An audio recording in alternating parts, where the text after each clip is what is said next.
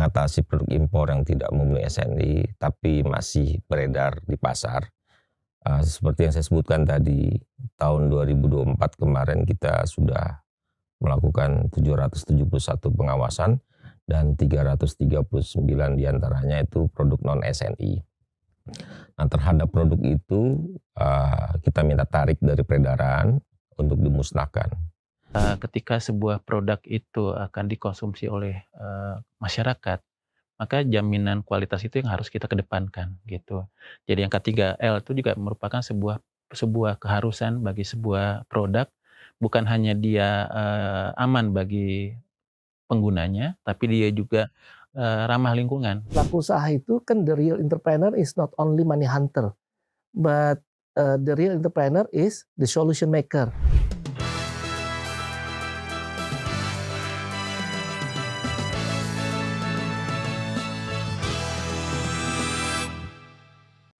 Halo Sobat Konsumen Cerdas Sukovindo, kembali lagi di Space Sukovindo Podcast and Creative Network bersama saya Dian Indrawati dan ketiga narasumber saya Direktur Jenderal Perlindungan Konsumen dan Tertib Niaga Kementerian Perdagangan Bapak Moga Simatupang, kemudian Kepala Pusat Perumusan, Penerapan dan Pemberlakuan Standarisasi Industri Kementerian Perindustrian Bapak Bambang Risnanto, dan yang terakhir ada Wakil Ketua Komisi Komunikasi dan Edukasi dari Badan Perlindungan Konsumen Nasional, Bapak Ferry Firmawan.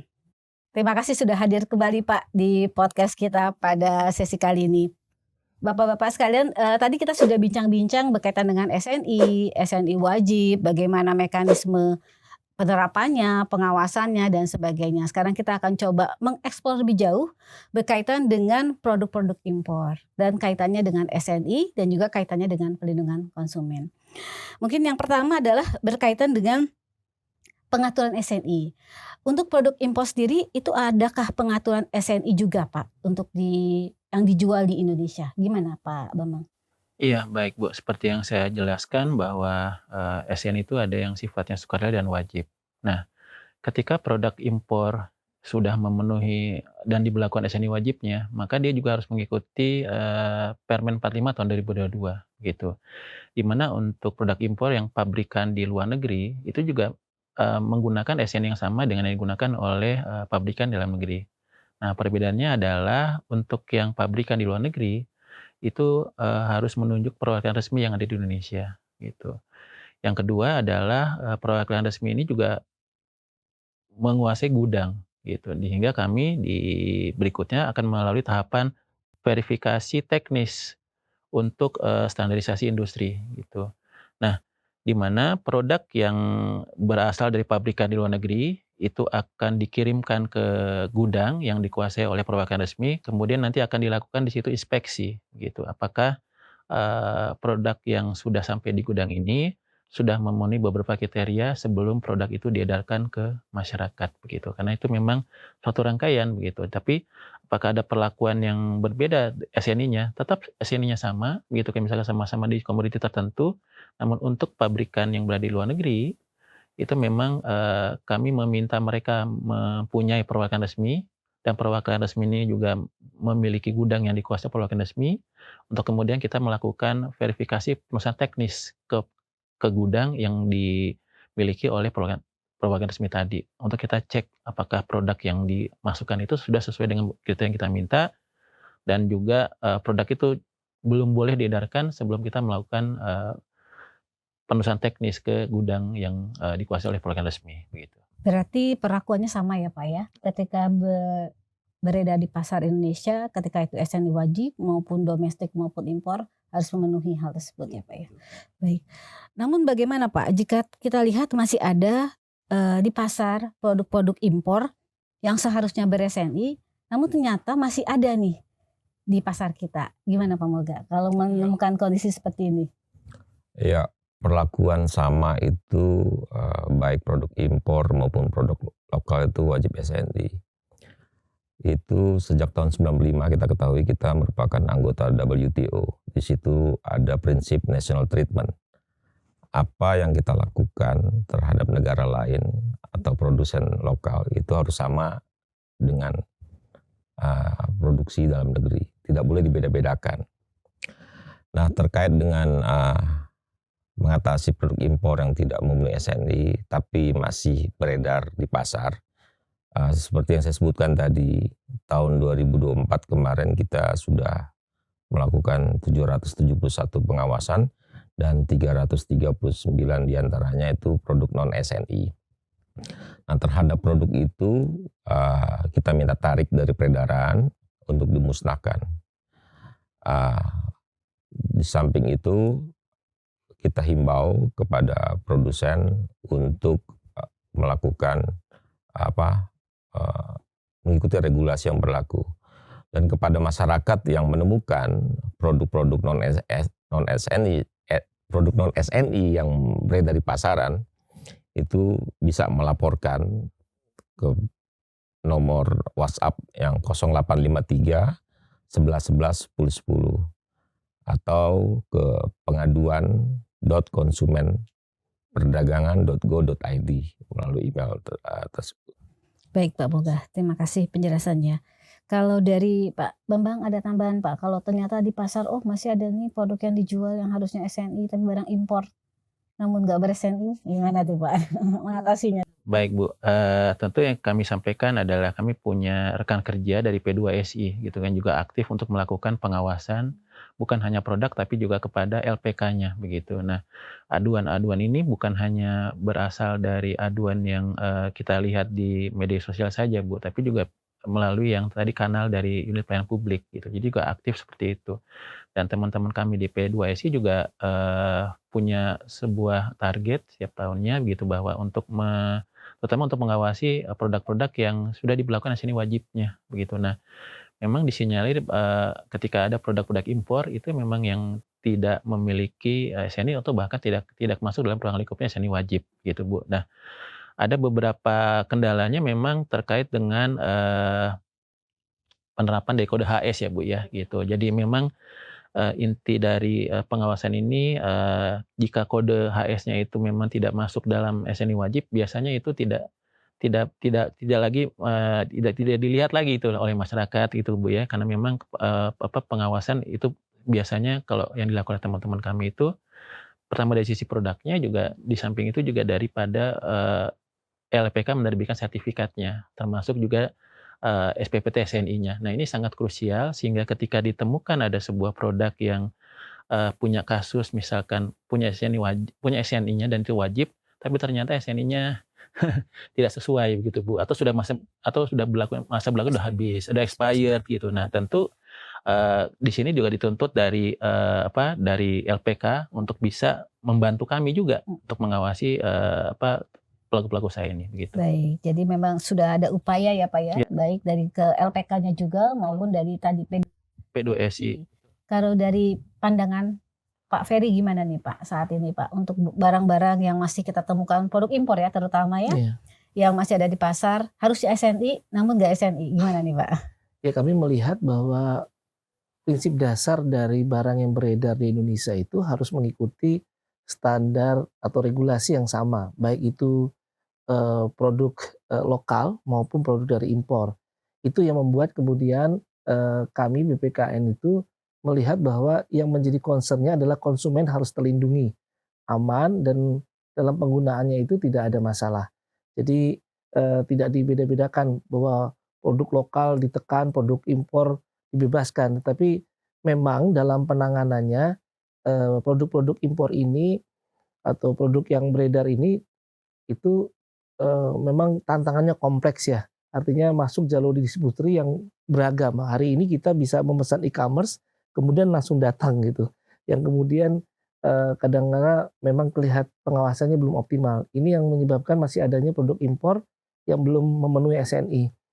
Dan memang harus ada sinergi dan kolaborasi antara semua pihak, baik penegak hukum, Bea Cukai, Sukovindo tentunya sebagai pengawasan, terutama di titik-titik masuk, baik pelabuhan maupun bandara, itu harus diperkuat. Dan ini tentunya untuk barang impor yang masuknya bisa dari manapun ini, edukasi, lagi-lagi edukasi kepada konsumen memang harus makin tingkatkan. Tidak bisa represif, tapi mereka betul diedukasi sehingga ini kan sebetulnya untuk konsumen sendiri supaya penggunaan produk itu tidak merugikan mereka sendiri, Bu Dian. Ya, baik. Cukup jelas ya bagaimana langkah-langkah kita ya Pak ya untuk mengatasi hal tersebut. Balik lagi Pak, tadi bicara tentang LPK nih. Beberapa kali ini Pak Bambang nyebut LPK nih ya. Iya. Karena memang punya tanggung jawab mengevaluasi LPK ya Pak ya. Tadi ke depan akan ada rencana penambahan LPK dan juga ada beberapa SNI yang mungkin akan dikaji menjadi SNI wajib ya ke depannya ya Pak. Dari hasil evaluasi Kemenprin saat ini Pak, terhadap LPK yang ada, menurut Bapak bagaimana secara kualitas dari LPK tersebut? Dan kalau memang masih ada yang kurang, di sisi mana Pak harus kami upgrade? Iya, baik Bu, makasih. Memang salah satu mitra strategis dalam penerapan SNI itu adalah adanya LPK gitu ya. LPK ini ada LS Pro-nya dan ada laboratoriumnya begitu. Nah, di mana kedua hal terutama untuk yang lab ini juga butuh investasi karena di situ ada peralatan uji gitu ya, ada mesin yang memang kalau kita lihat nilainya itu cukup besar gitu. Apalagi bila terkait dengan produk yang butuh pengujian dalam waktu yang cukup lama gitu. Misalkan untuk helm atau untuk lampu gitu kan ya itu, atau untuk alat-alat rumah tangga seperti kipas angin gitu yang memang butuh waktu untuk pengujiannya cukup lama dan cukup konsisten gitu, dan ini juga butuh biaya biasanya itu. Nah, dalam hal tersebut maka kalau kita lihat LPK yang telah kami tunjuk melalui keputusan Menteri Perindustrian ini selalu kita lakukan review begitu, dan setiap tahun biasanya kita undang para LPK ini untuk untuk menghadiri pertemuan kami gitu ya. Apakah mereka memiliki rencana untuk menambah ruang lingkup? Karena biasanya pun SNI ini juga akan ada penambahan SNI-nya dan tentu juga butuh LPK entah itu LS Pro maupun lab-nya untuk menyesuaikan dengan SNI yang akan diterbitkan nanti Bu gitu. Nah, wabil khusus biasanya memang yang perlu ditingkatkan adalah kompetensi dari para auditor. Mengingat bahwa produk-produk ini memiliki karakteristik teknis yang berbeda satu sama lain. Produk pangan akan berbeda dengan produk logam, logam berbeda dengan produk elektronik akan berbeda dengan otomotif gitu. Nah, di mana para auditor yang kompetensi teknis inilah yang memang sebaiknya dibutuhkan oleh para LPK begitu. Sehingga ketika ada auditor yang menangani pangan dan dia punya latar belakang pangan dan memang punya pengalaman melakukan audit di pangan, dia akan mengetahui teknologi apa yang sedang berkembang sekarang, kemudian apa yang perlu diperhatikan selama proses melakukan sertifikasi dan pengujian tadi Bu, begitu. Yang kedua adalah memang diharapkan sebenarnya LPK ini memiliki fasilitas lab yang capable dan handal untuk melakukan proses pengujian yang nanti akan dilakukan oleh para laboran yang ada di laboratoriumnya gitu. Saya kira itu yang bisa kami sampaikan. Jadi highlightnya tentang kompetensi dan peralatan nih Pak ya untuk LPK. Baik. Kan kalau kita bicara tentang impor Pak, sekarang lagi marak isu eksternal tentang geopolitik nih Pak ya. Betul. Terutama untuk barang-barang atau bahan baku yang dari impor. Nah, dengan kondisi seperti itu, kira-kira terkait dengan kondisi geopolitik terhadap ketahanan industri dalam negeri, menurut Bapak-Bapak, apakah kebijakan SNI dapat memperkuat ketahanan industri dalam negeri Pak di tengah isu-isu geopolitik tersebut? Mungkin Pak Moga? Ya, kembali ke awal, SNI itu kan standar untuk teknis ya, untuk dalam rangka atau tujuannya untuk keselamatan keamanan manusia dan lingkungan. Untuk terkait dengan, dan itu berlaku di setiap negara. Kalau Indonesia itu hanya SNI Bu Dian. Tapi kalau di negara lain, kalau di Eropa itu banyak sertifikasi Bu.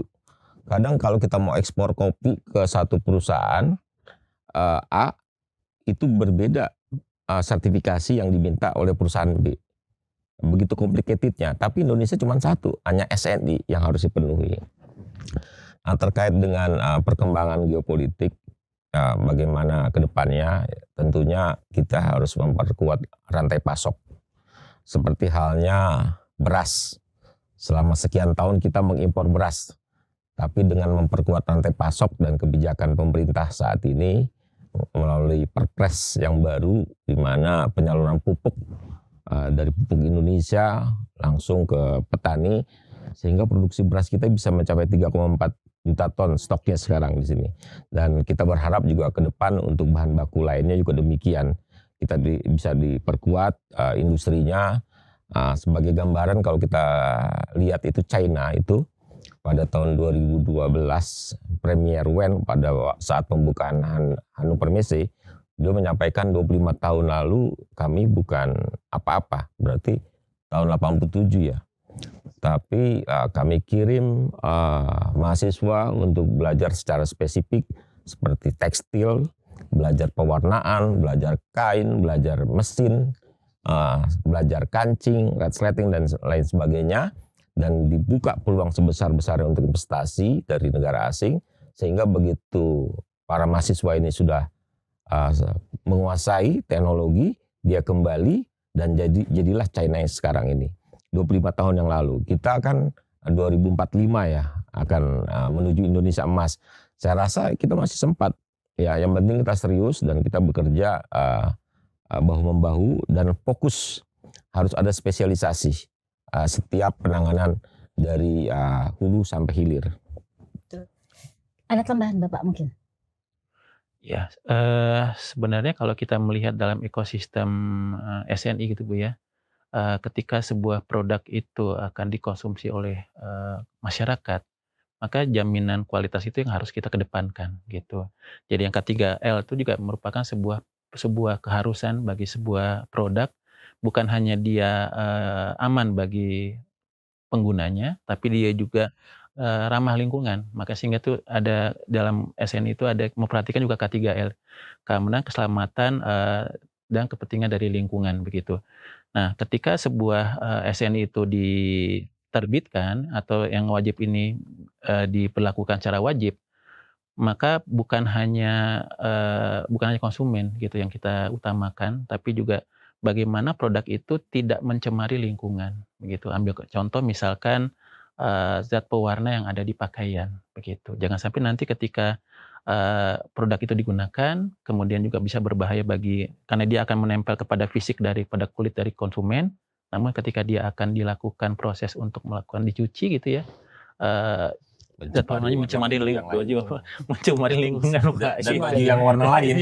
Jadi berwarna juga ya Pak ya. Nah, aspek-aspek ini yang kadang kalau kita lihat sering dilupakan gitu. Jadi memilih sebuah produk hanya berdasarkan faktor harganya atau price-nya gitu. Sehingga juga berkembang sekarang sifatnya itu standar itu ada jadi smart regulation begitu. Karena masing-masing negara juga memberlakukan standar untuk kepentingan keamanan dari masyarakat di negara tersebut, Bu, gitu. Jadi tentu ini akan mengakibatkan kita akan masuk ke dalam satu era yang tadi Bu ya, jika kita tergantung pada sebuah produk dari luar negeri gitu. Jadi kita daya saingnya jadi berkurang gitu. Justru dengan ada standar ini adalah kita ingin meningkatkan daya saing di dalam negeri, Bu, gitu. Standar ini juga dapat membantu daya saing industri dalam negeri gitu. Jadi kita tidak perlu lagi melakukan misalkan butuh produk yang pabrikan di luar negeri, tapi bisa dilakukan di pabrikan di dalam negeri.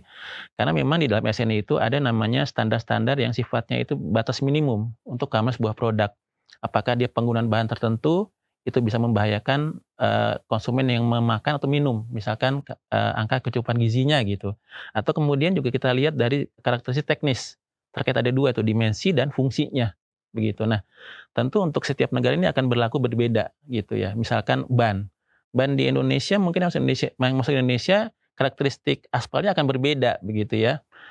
Berbeda dengan misalkan ban itu akan digunakan di negara-negara yang ada di Eropa misalkan. Nah, tentu kita punya karakteristik inilah akan menjadi namanya smart regulation gitu. Jadi kita punya karakteristik produk yang memang aman dan ada khusus misalkan di Indonesia gitu. Baik, ini menarik deh kata kuncinya dari Pak Moga dan Pak Bambang, rantai pasok, dan tadi kita harus melindungi dalam negeri sendiri. Nah, seperti kita ketahui kan bahan-bahan baku itu masih banyak yang bahan baku kritis ya Pak ya, dari impor kita dari luar. Ke depan ada langkah antisipatif nggak kita untuk mencari substitusi atau untuk komponen atau bahan baku yang memang masih kritis saat ini sangat demanding dari luar, supaya tadi rantai pasok kita bisa lebih lancar ya Pak, terutama kalau dia menjadi komponen pada saat untuk industri dalam negeri. Gimana Pak Moga, Pak? Ya, sudah saatnya ya kita, Presiden selalu mengemukakan bahwa kita harus berdiri di atas kaki sendiri. Dan mohon maaf kalau saya singgung dengan adanya Danantara, Nah, kita berharap ini pemerintah akan lebih fokus pengembangan industri-industri. Kita bisa lihat dari data importasi kita, mana-mana yang impornya besar, kita bisa mulai kembangkan dari sekarang. Karena kalau tidak, ya harga kita selamanya akan jauh lebih tinggi daripada harga dari luar negeri. Karena banyak bahan bakunya masih kita impor. Alangkah lebih baiknya mulai saat ini kita mulai buka industri-industri bahan baku, sehingga ke depan ketergantungan terhadap impor berkurang dan daya saing produk Indonesia baik untuk pasar dalam negeri dan juga untuk diekspor jadi lebih kuat dibanding saat ini yang masih banyak ketergantungan bahan baku impornya. Oke, baik, artinya memang itu sudah arah ke depan ya Pak ya dari pemerintah untuk mengantisipasi hal ini. Nah Pak, tadi kita bicara tentang pengawasan kalau untuk produk yang SNI wajib tadi mekanismenya sudah clear ya Pak. Tapi produk impor sebenarnya kan ada juga beberapa komoditi yang belum mensyaratkan SNI wajib. Bagaimana Pak? Ada mekanisme pengawasannya juga nggak sih Pak untuk produk-produk yang diimpor dari negara luar, namun dia bukan masuk kategori SNI wajib? Gimana? Mungkin Pak Bambang. Iya, memang kendala terbesar adalah impor produk yang SNI-nya belum berlaku wajib ya Bu ya, begitu.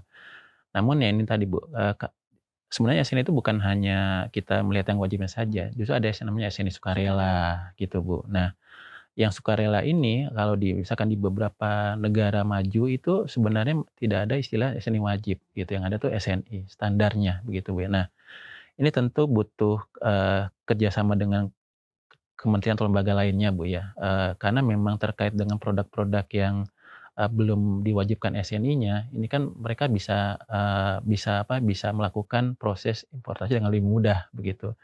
Namun kalau kita lihat SNI-nya saja, yang produk SNI-nya itu kan juga sudah ada ruang lingkupnya begitu Bu. Justru ketika ini bisa kita ketahui bahwa karena ini kan sifatnya lintas kementerian Bu ya, gitu. Ketika kita aware bahwa sebuah produk itu kalau di standar SNI-nya di Indonesia itu ada batas minimum dan batas maksimum, gitu. Karena itu bisa menjadi sebuah pertimbangan ketika produk itu akan masuk ke dalam negeri gitu Bu. Nah, untuk pengawasannya tentu juga bukan hanya di Kementerian Perindustrian, tapi juga ada di kementerian atau lembaga lainnya. Jadi saya kira kita perlu memposisikan bahwa yang justru SNI yang sifatnya yang belum wajib inilah yang biasanya menjadi sebuah sebuah tantangan terbesar gitu Bu ya. Karena saya sampaikan tadi untuk yang SNI yang sudah dilahirkan itu ada sekitar 5.000 sampai 6.000 SNI dan itu bukan hanya produk yang ada di Kemenperin, tapi ada di produk yang ada misalnya di Kementerian Pertanian gitu. Itu kan banyak lagi dan yang kami wajibkan itu yang di Kemenperin itu ada 130 sampai 150 SNI wajib gitu kan. Jadi gap-nya besar sekali Bu gitu. Nah, butuh kolaborasi mitra strategis untuk membantu pemerintah dalam mengatasi yang tadi serbuan-serbuan barang impor itu tadi Bu. Terima kasih. Gimana Pak Moga? Mungkin dari perdagangan nih Pak, kalau untuk barang impor. Indeks skor kita untuk pemberdayaan konsumen kita itu 60,11 ya, kritis.